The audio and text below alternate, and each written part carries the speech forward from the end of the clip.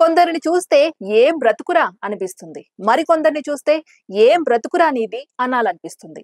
మన దేశంలో పుట్టి దాయాది దేశానికి మన సీక్రెట్స్ ను అందిస్తున్న ఓ లేడీ యూట్యూబర్ ను చూసి యావత్ భారతదేశం ఇప్పుడు చీ కొడుతోంది.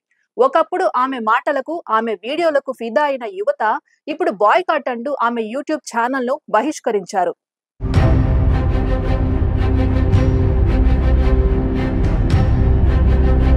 హర్యానాలో పుట్టి పెరిగిన జ్యోతి మల్హోత్రా సామాన్య కుటుంబంలో పుట్టింది. ఈమె 2018లో ట్రావెల్ విత్ జో అనే యూట్యూబ్ ఛానల్ ను ప్రారంభించి హర్యానా, పంజాబ్, ఢిల్లీ ప్రాంతాల సంస్కృతి, ఆహారం, ప్రయాణ అనుభవాలను అద్భుతంగా తన ఫాలోవర్స్ కు అందించింది. అయితే మాటలతో మనసు కట్టేసే ఆమె గుణం, సరళమైన వీడియోలు లక్షలాది మంది ప్రేక్షకులను ఆకర్షించాయి. అయితే ఎప్పుడైతే 2023లో పాకిస్తాన్ లో అడుగు పెట్టిందో అప్పటి నుంచి ఆమె బుద్ధి గతి తప్పింది. అక్కడ ఐఎస్ఐ ఏజెంట్ అయిన డానిష్ తో పరిచయం పెంచుకుంది. అది కాస్త శారీరక సంబంధం దాకా వెళ్ళింది. వాడి మాయ మాటల్లో పడి దేశ ద్రోహానికి ఒడికట్టింది.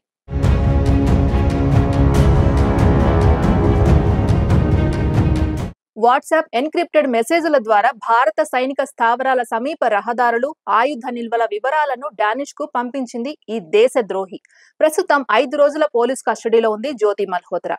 ఆమెకు చెందిన యూట్యూబ్, ఇన్స్టాగ్రామ్ వీడియోలను పోలీసులు క్షుణ్ణంగా పరిశీలించారు. ఓ వీడియోలో ఢిల్లీలోని పాక్ ఎంబసీలో డానిష్ ఇచ్చిన ఇఫ్తార్ విందులో జ్యోతి మల్హోత్రా పాల్గొన్నట్లు కూడా ఉంది. ఈ ఈవెంట్ లోనే పాకిస్తాన్ జాతీయ దినోత్సవం గురించి జ్యోతి మల్హోత్రా, డానిష్ మాట్లాడుకున్నట్లు ఉంది.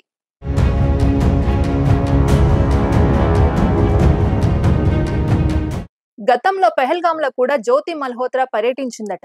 అయితే పెహల్గామ్ ఉగ్రదాడి వెనుక జ్యోతి మల్హోత్రా పాత్రపై కూడా పోలీసులు ఆరా తీస్తున్నారు. యూట్యూబర్ ముసుగులో దేశ రహస్యాలను జ్యోతి ఎలా చేరవేసింది, ఈ నెట్వర్క్ లో ఎవరెవరు ఉన్నారు అన్న దానిపై పోలీసులు మొత్తం ఆరా తీస్తున్నారు.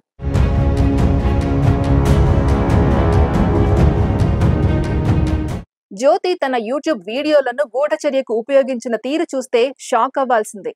అంత పకడ్బందీగా మన దేశ రహస్యాలను శత్రువులకు అందించింది. సైనిక స్థావరాల దగ్గరి ప్రాంతాలను షూట్ చేసింది. లోకల్ వ్యక్తులను ఆర్థికంగా లోబరుచుకుని ఫోటోలు, వీడియోలు సేకరించిందట. ఈ వివరాలను కోడ్ భాషలో ఐఎస్ఐకి చేరవేసేదట. ఆమె వీడియోలలోని కొన్ని వివరాలు, స్థలాల పేర్లు సైనిక స్థావరాలను తెలియజేసేవిగా ఉన్నాయని దర్యాప్తులో తేలింది. 2024 చివర్లో హర్యానా, పంజాబ్ సరిహద్దు వెంబడి సైనిక కదలికల గురించి సమాచారాన్ని జ్యోతి ఐఎస్ఐకు పంపిందట. ఇక్కడే జ్యోతి కదలికలపై మన నిఘా ఏజెన్సీలకు డౌట్ వచ్చింది. భారత ఇంటెలిజెన్స్ ఏజెన్సీలు ఆమె ఫోన్ సంభాషణలు, ఎన్క్రిప్టెడ్ సందేశాలను పసిగట్టాయి. జ్యోతి వీడియోలలో సైనిక స్థావరాల దగ్గర రికార్డైన దృశ్యాలు ఉద్దేశపూర్వకమైనవేనని నిర్ధారించారు.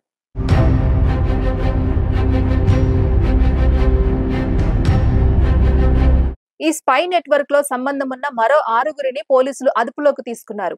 జ్యోతి ఫోన్, ల్యాప్టాప్లలో ఐఎస్ఐ ఏజెంట్లతో సంభాషణలు, సైనిక స్థావరాల చిత్రాలు లభ్యమయ్యాయట. ఈ ఆధారాలతో ఆమెపై అధికార రహస్యాల చట్టం, జాతీయ భద్రతా చట్టం కింద కేసులు నమోదయ్యాయి.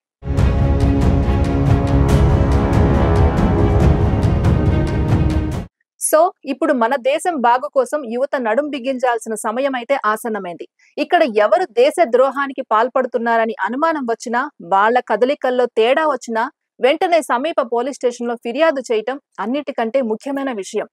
దేశం కోసం పోరాడుతున్న సైనికులతో పాటు మనం కూడా పోరాడాల్సిన సమయం అయితే ఆసన్నమైంది. దేశ ద్రోహులను తరిమి కొట్టాల్సిందే, లేకపోతే ఇది భారత జాతి ఉనికికే ప్రమాదం. గుర్తుపెట్టుకోండి.